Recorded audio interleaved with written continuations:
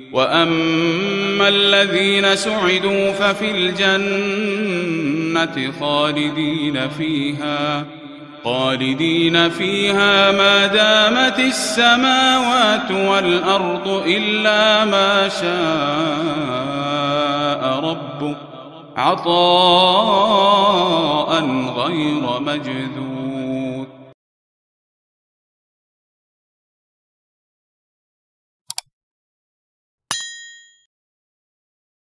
بسم اللہ الرحمن الرحیم نحمدہ ونصلی علی رسولہ الکریم اما بعد.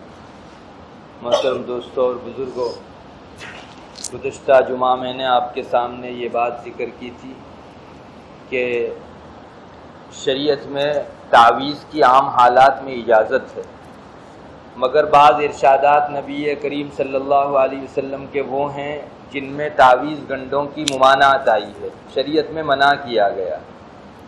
اور یہ وہ تعویذات ہیں کہ جن میں شرک کا ارتکاب لازم آتا ہو، گناہ کا ارتکاب لازم آتا ہو، خلاف شریعت کسی کام کو کرنا لازم آتا ہو.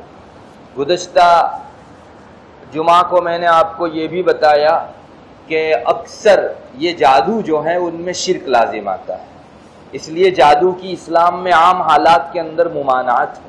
کوئی مسلمان جادو کا ارتکاب نہ کرے. اللہ تعالیٰ نے قرآن کریم میں متعدد آیتیں جادو کے سلسلے میں اتاری ہیں. حضرت موسیٰ علیہ نبینا علیہ السلام کے زمانے میں جو کفار کا اور مشرکوں کا مقابلہ ہوا وہ اسی جادو کے بیس پر ہوا.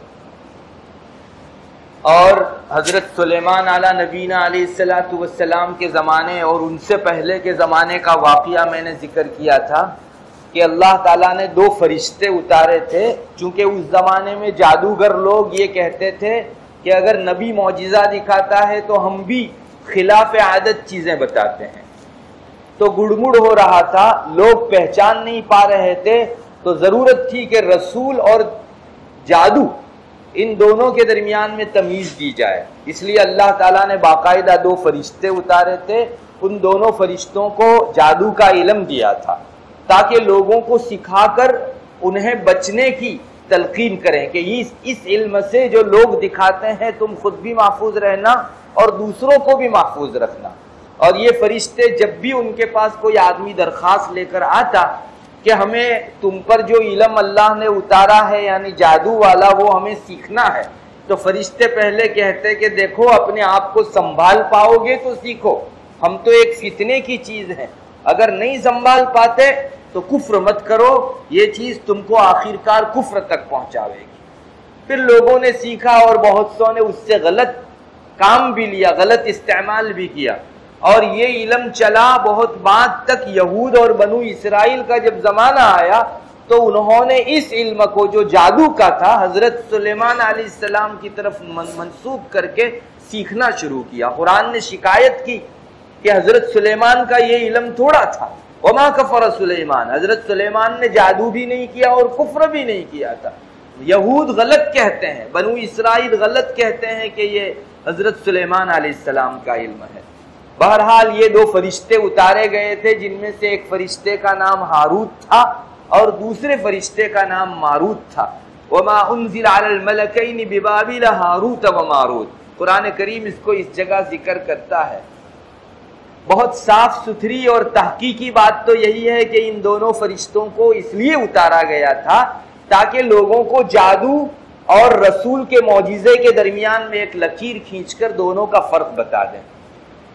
ایک قصہ بھی ان دونوں ملائکہ اور فرشتوں کے متعلق روایتوں کے اندر ملتا ہے.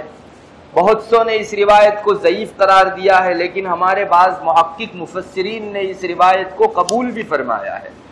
وہ قصہ کچھ مختصر یوں ہے کہ اللہ تعالیٰ نے جب حضرت آدم علیہ السلام کو دھرتی پر اتارا تو اس سے پہلے کا واقعہ تو آپ کو معلوم ہی ہے. اللہ تعالیٰ نے جب حضرت آدم اور حوا کے پیدا کرنے کا ارادہ ظاہر فرمایا حضرات فرشتوں کے یہاں، تو انہوں نے شکایت کی کہ اللہ، لوح محفوظ میں ہم دیکھ رہے ہیں کہ انسان تو دنیا میں جا کر خونریزی کرے گا، ایک دوسرے پر ظلم کرے گا، دنیا میں فساد مچائے گا، آپ ایسے کو اپنا خلیفہ بناتے ہیں، اللہ تعالیٰ نے فرمایا میں جو جانتا ہوں تم نہیں جانتے. فرشتوں نے بے چون و چرا تسلیم کر لیا. اللہ تعالیٰ نے حضرت آدم علیہ السلام کو تخلیق بخشی، پیدا فرمایا اور دھرتی کے اوپر اتارا. پھر حضرت آدم سے نسل شروع ہوگی. جب لوگ پھیلنے لگے تو ہر انسان کے ساتھ کرام اور کاتبین، یہ دونوں کے دونوں فرشتے لگے رہتے ہیں، اچھا اور برا سب کچھ لکھتے ہیں. تو یہ ہر ایک انسان کے ساتھ فرشتے جو کچھ کرتے وہ لے کر آسمان پر چڑھنے لگے. اب لوگوں میں برائیاں بھی پھیلی، گناہ بھی ہوئے اور یہ اعمال وہاں چڑھنے لگے. تو جب یہ فرشتے لے کر چڑھتے تو وہاں کے فرشتوں کو بہت تعجب ہوتا کہ ایسے گناہ کرنے والے لوگوں کو اللہ تعالیٰ اپنا خلیفہ بنانے والا ہے. پھر جب انسانوں میں یہ سحر اور جادو کا رواج شروع ہوا اور یہ برائی بھی لوگ کرنے لگے اور وہ بھی اللہ کے یہاں کرامن کاتبین کے لکھنے کی بنیاد پر پہنچنے لگا تو فرشتوں کا تعجب اور بڑھ گیا. انہوں نے ایک مرتبہ اللہ تعالیٰ کے حضور یہ درخواست کر دی کہ اللہ عجیب مخلوق ہے یہ، آپ کا رزق کھاتی ہے، روزی آپ سے لیتی ہے اور گناہ بھی آپ کا کرتی ہے، اور اس سے زیادہ تعجب آپ انہیں جو ہے اپنا خلیفہ بنانے والے ہیں. تو اللہ تبارک و تعالیٰ نے انہیں سبق دینا طے فرمایا ٹھیک ہے ایک کام کرو، تم اپنے فرشتوں میں سے 2 ایسے فرشتوں کو منتخب کرو جو تمہارے اندر علم کے اعتبار سے اور صلاح اور تقوی کے اعتبار سے سب سے بہتر ہوں. ایسے 2 فرشتے میرے سامنے پیش کرو. فرشتوں نے اپنے اندر سے ان 2 کا انتخاب کیا، جس میں سے ایک کا نام ہاروت تھا اور دوسرے کا نام ماروت تھا. اللہ فرشتوں کو دکھانا چاہتا تھا کہ یہ جو بندے میرے گناہوں سے بچتے ہیں وہ کتنی محنت اور جگر گردے کے بعد بچتے ہیں. جو لوگ گناہ میں پھنس جاتے ہیں وہ اپنی شامت سے پھنستے ہیں، لیکن جو بچتے ہیں ان کی خوبیاں تم لوگ نہیں دیکھ رہے ہو. تو اللہ تعالیٰ نے ان دونوں فرشتوں کو اپنے سامنے رکھ کر ان دونوں میں انسانوں کے اندر جیسی خواہش اللہ نے رکھی ہے ویسی خواہش ان میں رکھی ہے.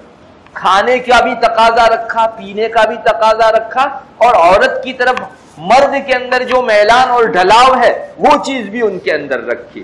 پھر ان کو اتارا کہ اب جاؤ زمین کے اوپر. اللہ تعالیٰ نے ان کو اتارنے کے موقع سے یہ فرمایا کہ دیکھو ناحق کسی کو قتل مت کرنا، شرک مت کرنا، شراب مت پینا اور زنا مت کرنا.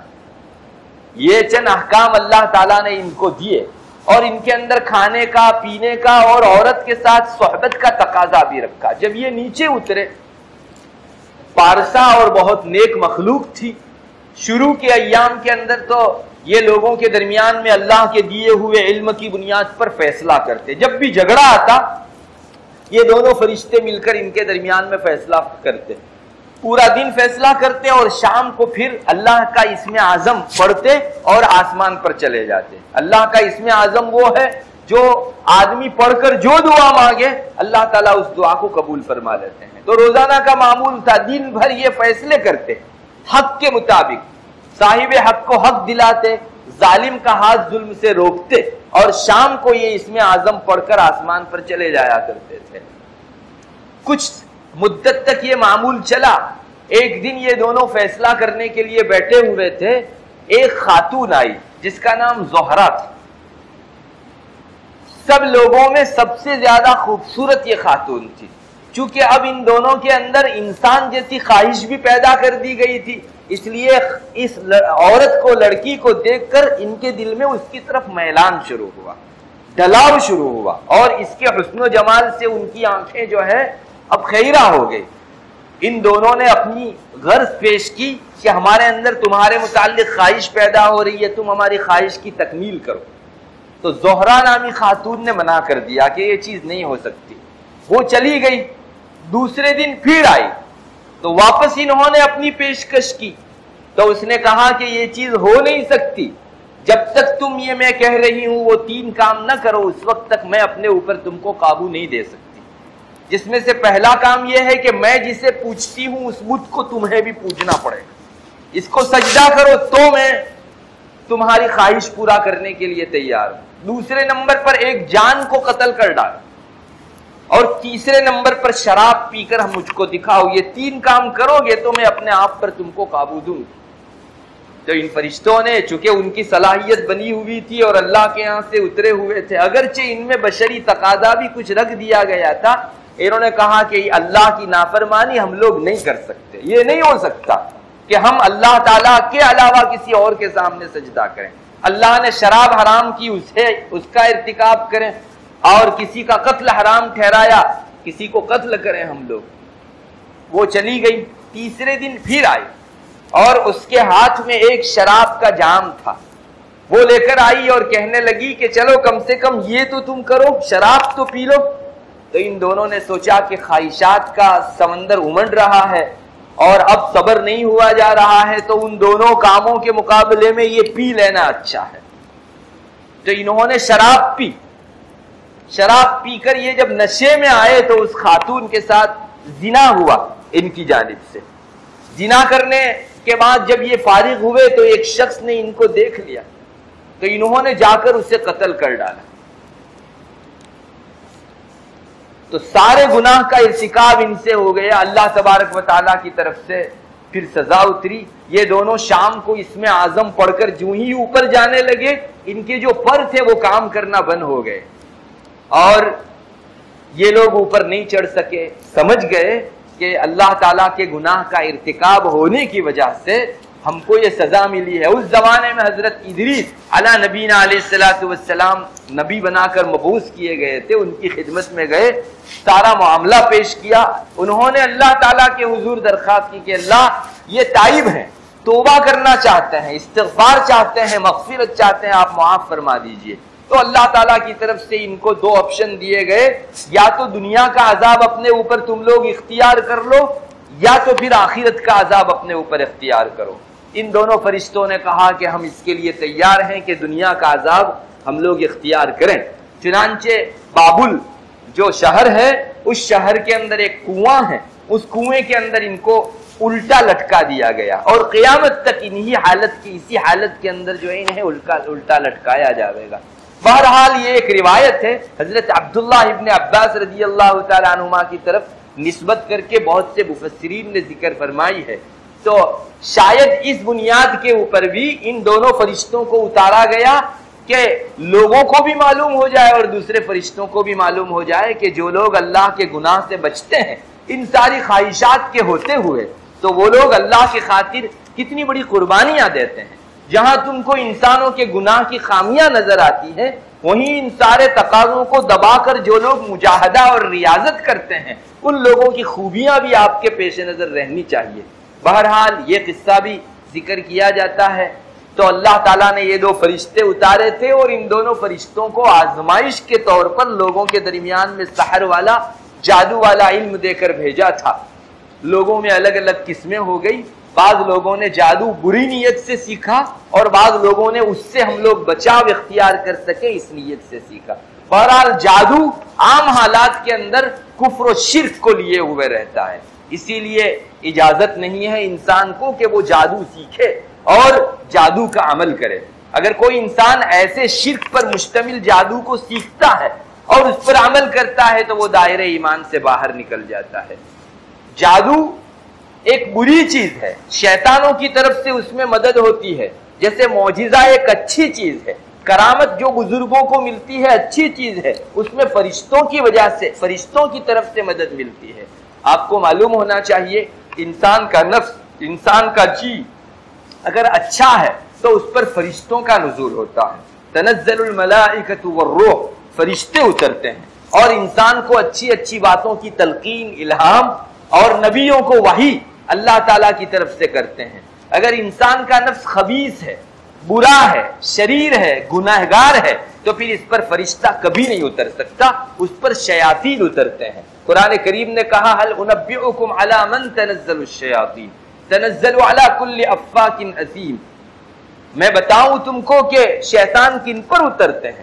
شیطان ہر اس آدمی پر اترتے ہیں جو تہمت باندھنے والا ہے اور بڑا گنہگار ہے، تو جن کا اندرون خراب ہو ان کے اوپر شیطان اترا کرتے ہیں، اور یہ شیطان جادو سکھلاتے ہیں اور وہ جادو انسان لوگوں کے درمیان میں چلاتا ہے۔ ایک برا سلسلہ بری چین ہے جس کو اللہ ناپسند فرماتا ہے، اور اس میں شرک کا ارتکاب بھی لازم آتا ہے۔ اسی وجہ سے اسلام نے اس کو منع کر دیا۔ علماء نے لکھا ہے کہ جادو کی تکمیل نجاست اور پلیدی کے بغیر نہیں ہو سکتی، اسی لیے جنابت کی حالت میں اس کو سکھایا جاتا ہے، اور عورتوں کو حیض کی حالت میں اسے سکھایا جاتا ہے، اور وہ کیا بھی جاتا ہے ایسی ہی حالت کے اندر، چونکہ یہ پلیدی اور نجاست والی حالت ہے، اور اس کے لیے انسان کو بڑے بڑے گناہ کرنے پڑتے ہیں، شرک کے کلمات بولنے پڑتے ہیں، کفر کے کلمات بولنے پڑتے ہیں، تب جا کر یہ علم انسان کے اندر سرایت کرتا ہے، اور انسان اگر اس میں قدم رکھتا ہے اپنے رب سے بیگانہ ہو جاتا ہے،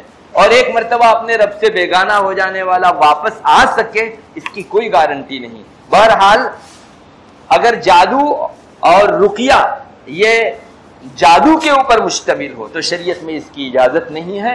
اللہ کی نافرمانی اور شرک و کفر جہاں لازم آتا ہو، قرآن کریم میں اللہ تبارک و تعالیٰ نے خود اس کو منع فرمایا ہے، اور حدیث شریف میں بھی اس کی ممانعت آئی ہے۔ جو روایتیں اس قبیل سے ہم کو پہنچی ہیں کہ جس میں رسول اللہ صلی اللہ علیہ وسلم نے تعویذ گنڈوں کی ممانعت فرمائی ہے، ان کو اسی طرح کے کفر و شرک والے تعویذ گنڈوں کے اوپر محمول کر کے یہ کہا جائے گا کہ جن تعویذ گنڈوں میں کفر لازم آتا ہو وہ تعویذ گنڈے اللہ کے رسول صلی اللہ علیہ وسلم نے منع فرمائے۔